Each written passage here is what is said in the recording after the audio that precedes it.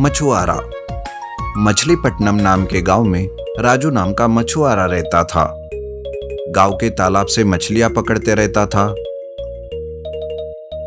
राजू की उम्र ज्यादा होने के कारण सभी लोग उसे शादी करने के लिए कहते थे। एक दिन राजेश कहता है, क्यों रे राजू, हमेशा तालाब से मछलियां पकड़ने के अलावा शादी का नाम तक नहीं लेता, कब तक कुंवारा रहेगा? अरे राजेश भाई, एक मछुआरे को कौन लड़की देगा? क्यों नहीं, तुम्हारे जैसी कोई मछुआरी तो मिल जाएगी। मेरे जैसी मछुआरी नहीं चाहिए, एक खूबसूरत पढ़ी लिखी शहर की लड़की चाहिए। वाह, तुम्हारी इच्छा तो आसमान को छू रही है। तुम्हें देखा तो तालाब में मछलियां पकड़ते हो, वैसे तुम कहाँ तक पढ़े हो? मैं दूसरी कक्षा पढ़कर छोड़ दिया। अच्छा, दूसरी कक्षा के लिए शहर की लड़की चाहिए? अगर ऐसे ही रहोगे तो तुम्हारा कुछ नहीं हो सकता। तुम देखते जाओ, एक ना एक दिन मैं जो चाहता हूँ जरूर होगा। हाँ हाँ, देखते हैं। इस तरह राजू एक मैट्रिमनी वाले के पास जाकर कहता है, देखिए, मेरे लिए शहर की एक सुंदर पढ़ी लिखी लड़की को ढूंढना। वो मैट्रिमनी वाला कहता है, अय्यो जी, आप कहाँ तक पढ़े हो? मेरी छोड़े, शादी के लिए 1000 झूठ बोले जाते हैं, तो आप मेरे लिए एक ही बोल देना, कह देना कि मैं बहुत अच्छा पढ़ा लिखा सॉफ्टवेयर इंजीनियर हूँ। इस तरह सिर्फ एक लड़की को सेट कर दीजिए।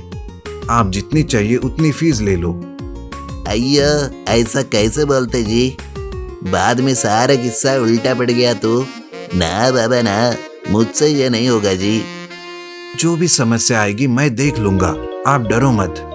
अय्यो रामा, अय्यो ठीक है जी, मियाँ बीवी राजी तो क्या करेगा जी काजी।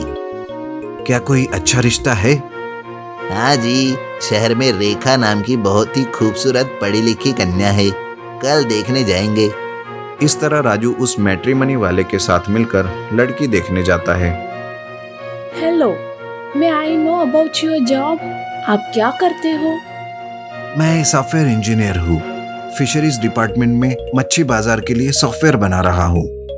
शक्ल से तो ऐसे नहीं लगते हो। फिर क्या लग रहा हूँ? बिल्कुल मछुआरे लग रहे हो। मैं मछुआरा? Joke joke. मैं मछली खाता हूँ लेकिन मछुआरा नहीं। वैसे आप गोल्डफिश की तरह बहुत ही खूबसूरत हो। खाना खाकर जाइएगा। अच्छा, कौन सी सब्जी है?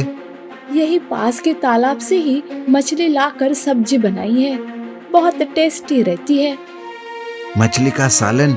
वाह, मुझे बहुत पसंद है। क्या उस तालाब में बहुत सारी मछलियां हैं? अगर पकड़कर बेचेंगे तो बहुत सारा पैसा आएगा ना? क्या बक रहे हो, खाना खाओ। हाँ हाँ, कुछ नहीं। खुशबू से ही मुंह में पानी आ गया। परोसो परोसो। ये क्या, सिर्फ दुम का टुकड़ा परोसा? मेरा अपमान किया, मैं खाना नहीं खाऊंगा। ऐसा कहकर राजू वहां से गुस्से से चला जाता है। रेखा के पिता कहते हैं, क्यों रे मैट्रिमनी वाले, ये कैसा रिश्ता लेकर आया? सच सच बताओ, वो क्या करता है? सच में वो सॉफ्टवेयर इंजीनियर है? जरूर दाल में कुछ काला है, बताओ, वरना तुम्हारी तो खैर नहीं। अय्यो जी, मुझे माफ कर दीजिए, सच्ची में वो मछुआरा है। थोड़े से पैसों के लालच में मैंने ये सब किया। अगली बार एक अच्छा रिश्ता देखूंगा। अय्यो, ये नालायक कहाँ मर गया जी? और कहा, पीछे वाले तालाब में मछली पकड़ रहा होगा। अय्यो, सच कहा अम्मा, मछुआरी की बुद्धि है, कहाँ जाएगी। चलता हूँ, अच्छा पढ़ा लिखा और नौकरी वाले से ही शादी करना। Giant fish. लक्षद्वीप की श्रृंखला के एक छोटे से द्वीप पर संतोष नाम का एक मछुआरा अपने परिवार के साथ रहता था। संतोष के परिवार में उसकी पत्नी और एक बेटा बंटी था। संतोष एक दिन अपनी नाव लेकर मछलियां पकड़ने समुद्र में जाता है। कुछ देर तक मछलियां पकड़ने के बाद जोर का तूफान आता है और संतोष की नाव समुद्र में डूब जाती है। संतोष जैसे तैसे समुद्र को पार करके किनारे पर आता है और एक जगह नाराज होकर बैठता है। हे भगवान, ये तूने क्या किया? मेरी नाव को तो बचाया होता कम से कम। अब मैं क्या करूंगा भगवान, मैं क्या करूंगा? संतोष ऐसा कहता ही रहता है कि उसे किसी के पुकारने की आवाज आती है। बचाओ, कोई तो मुझे बचाओ। संतोष इधर उधर देखता है और एक टूटी दीवार की तरफ जाता है। वो देखता है कि एक बड़ी मछली किनारे पर जख्मी होकर मदद के लिए पुकार रही है। बचाओ, कोई तो मुझे बचाओ। अरे कमाल है, तुम तो एक मछली हो और बात भी करती हो। तुम यहाँ किनारे पर कैसे पहुंची? थोड़ी देर पहले मैं कम पानी में तैर रही थी, लेकिन तूफान ने मुझे यहाँ उठाकर फेंक दिया और मैं जख्मी होकर यही पड़ी हूँ। संतोष उस मछली के जख्मों पर मरहम लगाता है और उसे वापस समुंदर में धकेलता है। मछली समुंदर में जाती है और संतोष से पूछती है, बहुत बहुत धन्यवाद दोस्त। आज अगर तुम नहीं होते तो शायद मैं बच नहीं पाती। नहीं नहीं, धन्यवाद कहकर मुझे शर्मिंदा मत करो। मैंने देखा था कि तुम किनारे पर बहुत नाराज होकर बैठे थे। क्या हुआ, मुझे बताओगे? दरअसल मैं समुद्र में मछलियां पकड़ने गया था, लेकिन इस तूफान में मेरी नाव डूब गई और मैं बेसहारा हो गया। अब मुझे समझ नहीं आ रहा कि मैं क्या करूं और कैसे अपने परिवार को पालूं। चिंता मत करो दोस्त, ये लो एक कीमती मोती। इस मोती को बेचकर तुम उन पैसों से व्यापार शुरू करो और जब भी तुम्हें जरूरत होगी मुझे बस यहाँ आकर पुकार लेना, मैं आ जाऊंगी। संतोष मोती लेकर उसे बाजार में बेच देता है और उससे मछलियां खरीदकर व्यापार शुरू करता है। इस तरह उसे जब भी मोती की जरूरत होती है वो किनारे पर आकर मछली को पुकारता है और मोती लेकर चला जाता है।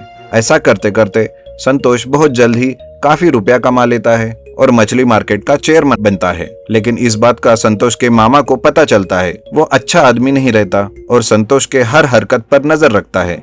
एक दिन मौका देखकर संतोष और उसकी पत्नी को वो बंदी बना लेता है और उसकी सारी जायदाद पर कब्जा करता है। और संतोष के बेटे बेचारा बंटी रोते रोते समुद्र के किनारे आता है और कहता है, मेरी मदद करो मछली, मेरे माँ बाबूजी का कल से पता नहीं है, मेरी मदद करो। बंटी की ये बात सुनकर समुद्र से मछली ऊपर आती है और बंटी उसे सारी बात बता देता है। मछली बंटी को उसके माँ बाप को ढूंढने का वादा करके उसे वहां से चले जाने के लिए बोलती है। तभी थोड़ी देर के बाद ही वहां पर संतोष आता है और वो मछली से एक मोती मांगता है। हे मछली, मेरी मदद करो और एक मोती मुझे दे दो। मछली सोच में पड़ जाती है कि अभी थोड़ी देर पहले बंटी ने माँ बाप के गुम होने की बात बताई और अभी संतोष यहाँ कैसे। मछली को संतोष पर शक होता है और वो कहती है, ठीक है, तो हमेशा की तरह मेरे मुंह में आओ और मोती लेकर जाओ।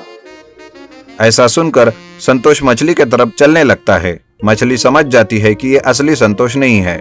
वो जैसे ही उसके पास जाता है मछली उसके पैरों को पकड़कर अपने मुंह से पकड़ लेती है और आधा शरीर बाहर ही रखती है। वो बहुत जोरों से चिल्लाता है और कहता है, अरे मुझे माफ कर दो, मैं संतोष नहीं उसका मामा हूँ, कृपया मुझे माफ करो। उसकी चीख सुनकर बंटी वहां आता है और उसे छुड़ा लेता है। मामा होकर भी संतोष और उसके बच्चे के साथ जो किया उस बात का उसे बहुत अफसोस होता है और वो संतोष और उसकी पत्नी को छोड़ देता है और उनसे माफी मांग लेता है।